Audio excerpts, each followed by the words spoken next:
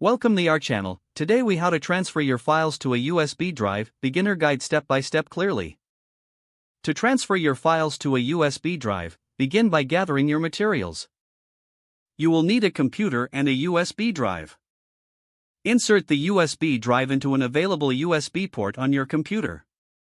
Wait for your computer to recognize the USB drive. You may see a pop-up notification indicating that the drive is ready to use. If no notification appears, open File Explorer on Windows or Finder on Mac. Locate the USB drive in the sidebar or under this PC for Windows. Now, navigate to the files you want to transfer. You can do this in a separate window or tab. Select the files you wish to move by clicking on them. To select multiple files, hold down the Control key on Windows or the Command key on Mac while clicking.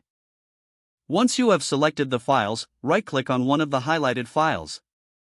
From the context menu, choose Copy if you want to keep the original files. If you prefer to move them, select Cut instead. Now, return to your USB drive window.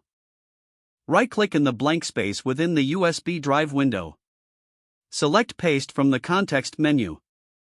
Watch as the files are transferred to the USB drive. The duration of this process will depend on the size and number of files. Once the transfer is complete, ensure all files have copied correctly.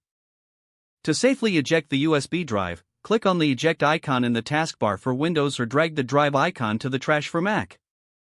Wait for a notification confirming it's safe to remove the drive. After the notification appears, gently pull the USB drive out of the port. Your files are now safely stored on your USB drive. If the page does not load, refresh the browser or try again in a private or incognito window. Make sure you are using the correct email address, then retype it carefully to avoid small typos. If your password is not accepted, use the reset option and create a new strong password you can remember. Check your spam folder for verification or security emails, then complete any requested confirmation steps. Don't forget to like this video and subscribe to our channel for more step-by-step tech guides.